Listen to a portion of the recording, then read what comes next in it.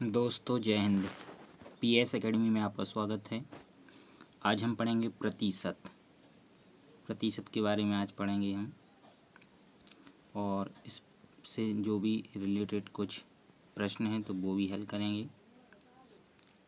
तो आइए शुरू करते हैं प्रतिशत के सवाल। इसमें आपको हम पहले थोड़ा प्रतिशत के बारे में समझा दें कि क्या होता है। प्रति माने प्रत्येक, प्रति का मतलब क्या है? प्रत्येक, और शत का मतलब है 100। माने 100 पर, जैसे हमने कहा कि 1/100, तो 100 का कौन सा भाग? 1 भाग। किसी भी संख्या को हम मतलब प्रतिशत के रूप में देखना चाहें तो उसके भाग में कितना लिखेंगे हम? 100। और यदि कोई संख्या दी है उसको प्रतिशत में बदलना चाहें तो उसको 100 से क्या करेंगे? गुणा करेंगे। तो आइए हम कुछ प्रश्नों को हल करते हैं। इसमें पहला प्रश्न है, किस धन का 30% 120 होगा? तो प्रतिशत का मतलब यहाँ पर क्या है? जैसे प्रतिशत दिया है यहाँ पर आपको 30, तो 30% जो दिया है इसको हम लिख सकते हैं 30/100। तो इस सवाल को हल करते हैं।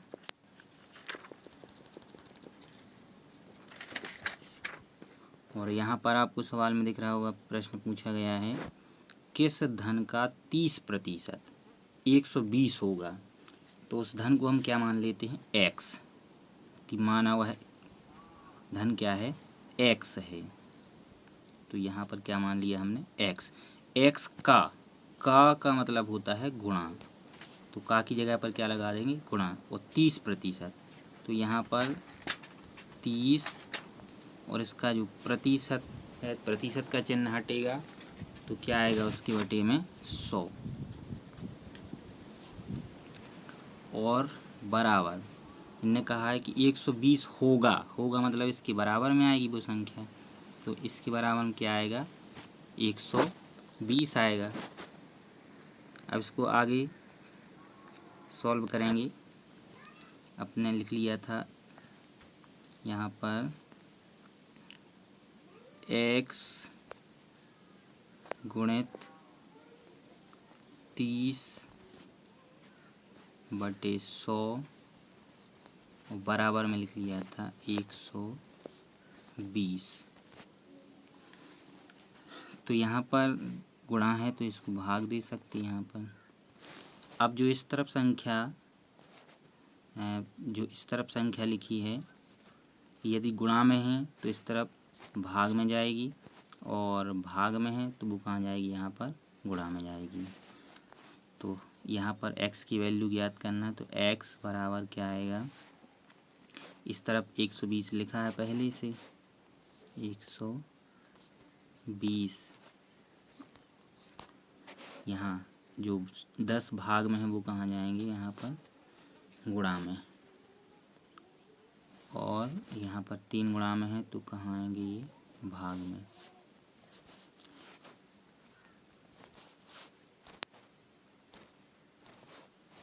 तीन कहाँ आएंगी? भाग में। 3 का भाग दे देंगे। पहले हम यहाँ पर क्या करेंगे? 120 और 10 का गुणा, तो क्या आएगा? 1200। और भाग कितना देना है हमें? 1200 आएगा, और भाग देना है 3 का, भाग देना है हमें 3 का। तो 3 एकम 3 और 3 चौको 12 और 3 शून्यम 0, 3 शून्यम 0। मगर यहाँ पर क्या आएगा? 400। तो देखते हैं यहाँ पर 400 आंसर है, इसमें विकल्प है कि नहीं? हाँ, तो यहाँ पर आपको विकल्प दिया गया है तीसरा जी, 400। तो इसका आंसर कितना हो जाएगा? 400।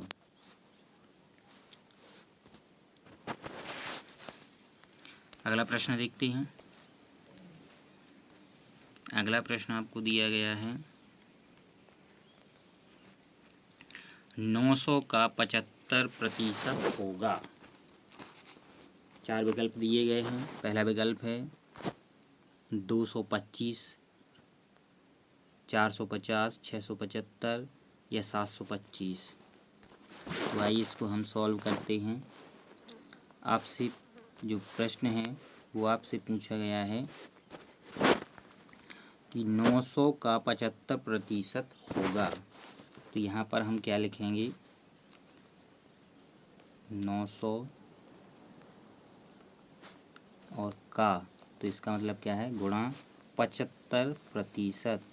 तो इसको हम क्या लिखेंगे, 75 और बटे में क्या लिखेंगे, 100। जैसे प्रतिशत का चिन्ह हटेगा तो नीचे क्या लिखे जाएंगे, 100।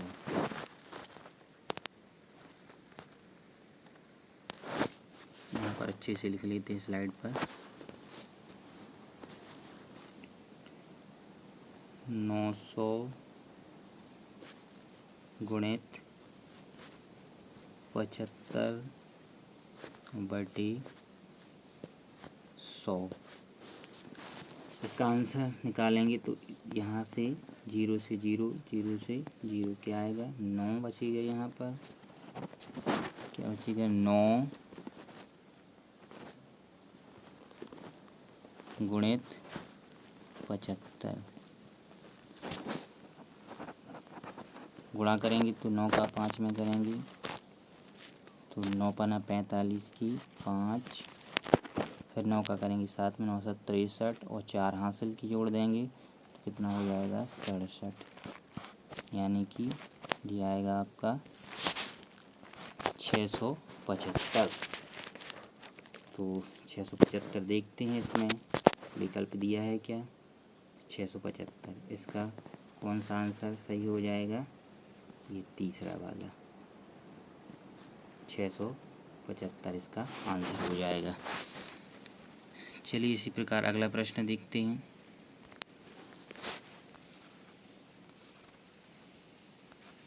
अगला प्रश्न है आपका 3:8 के अनुपात को प्रतिशत में बदलिए। यहाँ पर आपको संख्या दी गई है 3:8।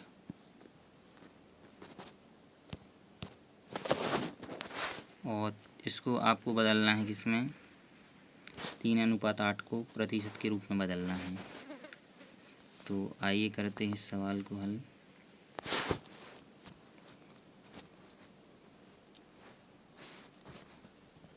तीन अनुपात आठ, सॉरी थोड़ा इसको अच्छा बनाना, अनुपात 8। तो इसको हम क्या लिख सकते हैं, 3/8। और इसको बदलना है प्रतिशत में। तो प्रतिशत में बदलने के लिए हमें क्या करना पड़ेगा, 100 से इसमें हमें गुणा करना पड़ेगा। तो 100 का गुणा करना है और 8 का क्या देना है, इसमें भाग देना है। तो 3 में 100 का गुणा करेंगे तो कितना आएगा, 300। वो भाग देना है कितने का, 8 का। तो देखते हैं, 8 का भाग देंगे तो 8 का पहले 8 3 24, 8 3 8 एकम 8, 8 3 24 और इस 30 में से बचा कितना, 6 हो गए 60, 8 ही 7 56। अब बचेगा 60 में से 56 घटा देंगे 3 बचेगा, सॉरी 4 बचेगा तो हो जाएंगे 40। तो यहाँ पर 4 पॉइंट रखेंगे और 40 में 8 पंजे 40, मतलब ये बन जाएगा आपका, जैसे आप यहाँ पर 100 लगाते हैं तो यहाँ पर प्रतिशत का चिन्ह लग जाएगा। तो ये आ जाएगा 37.5%। तो देखते हैं इसका विकल्प 37.5% कहाँ पर है। ये पहला विकल्प 37.5%। तो ये इसका सही आंसर हो जाएगा। चलिए अगला प्रश्न देखते हैं। अगला प्रश्न है 30 विद्यार्थियों की एक कक्षा में 40% लड़के हैं और शेष लड़कियां हैं। कक्षा में लड़कियों की संख्या बताइए। मतलब लड़कियों की संख्या ज्ञात करना है, लड़कों की संख्या दी है। 30 विद्यार्थियों की कक्षा में 40% लड़के हैं और शेष लड़कियां हैं। कक्षा में लड़कियों की संख्या आपको बताना है। तो टोटल तो आपको दिया है कितना, 30। यहाँ पर आपको टोटल कितना दिया है, टोटल छात्रों की संख्या दी है 30। अब इनने कहा है कि कक्षा में 40% लड़के हैं, मैंने 30 का हम पहले क्या निकाल लेंगे, 40%। 30 का निकालेंगे पहले हम 40%। तो 30 गुणित 40% निकालना है। तो प्रतिशत का चिन्ह हटेगा तो क्या लिखा जाएगा, 0। तो यहाँ 0 से 0 और 0 से 0 कट जाएगा, क्या बचेगा, 4 गुणित 3, 4 दिया 12। मतलब यहाँ पर जो 12 संख्या आई है ये किसकी आई है, 30 विद्यार्थियों की कक्षा में 40% लड़की, माने 12% क्या है इसमें, 12 क्या है, छात्र। अब छात्रों की संख्या घटा देंगे, कुल छात्रों में से लड़कों की संख्या है तो लड़कियों की संख्या भी याद हो जाएगी। तो 12 विद्यार्थी हम निकले यहाँ पर क्या, लड़के। तो 30 में से क्या करना है, माइनस करना है। मतलब 30 में से कितने माइनस करना है आपको, 12 है। तो हमें कितना प्राप्त हो जाएगा, यहाँ पर घटा दो 30 में से 12 है तो आपका क्या आ जाएगा, 18। तो इसका सही आंसर क्या होगा, 18। माने 18 क्या है यहाँ पर लड़कियाँ हैं। यदि इस प्रतिशत में पूछा जाए तो आप प्रतिशत में भी बता सकते हैं। आगे आइए अगला प्रश्न देखते हैं। अगला प्रश्न है आपका 5 का x प्रतिशत बराबर 10 का 20%। तो x का मान बताना है आपको। यहाँ पर आपको किसका मान बताना है, x का। तो सवाल है आपका यहाँ पर आपको 5 का x प्रतिशत 10 का 20%। तो x का मान बताना है। तो स्लाइड पर करते हैं यहाँ पर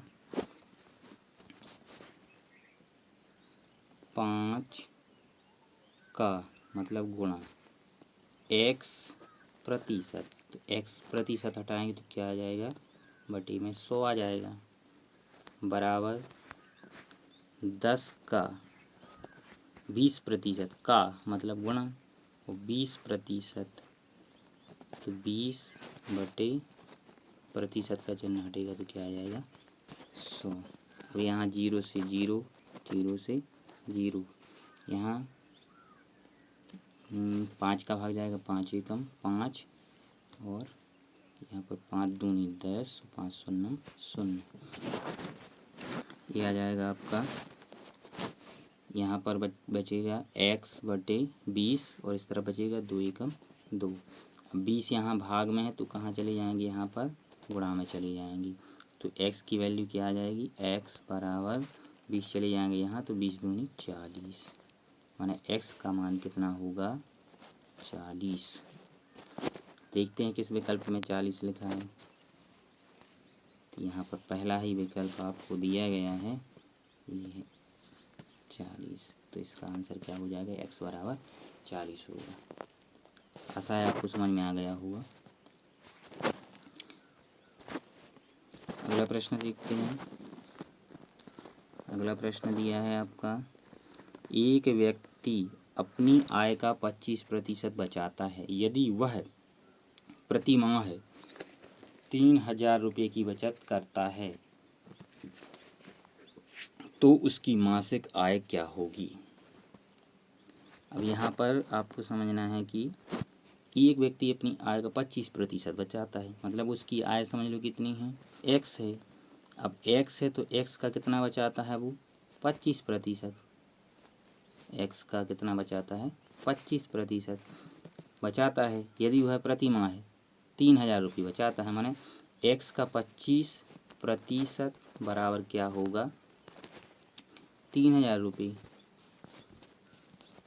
3,000 रुपये होगा। तो आपको पहले इसकी मासिक आय बताना है, प्रति माह बचाता है। और तो यहाँ पर गुणा में है और ये चले जाएंगे यहाँ पर भाग में। और प्रतिशत दिया तो पहले प्रतिशत को बदल लो आप, तो क्या होगा x गुणित इसको 25 बटे कितना आएगा 100 आएगा। ये 100 यहाँ पर भाग में यहीं काट देते, 25 एकम 25 और 25 चौको 100, तो यहाँ 4 आएगा। और 4 यहाँ भाग में होगा तो ये कहाँ चला जाएगा गुणा में, तो 4 का हो जाएगा यहाँ गुणा, तो 4 तिया 12, यहाँ पर 4 तिया कितना आ जाएगा 12 और 3 जीरो रख लेंगे तो कितना आ जाएगा ये 12,000। मतलब इसका सही आंसर क्या होगा दूसरा, ये 12,000।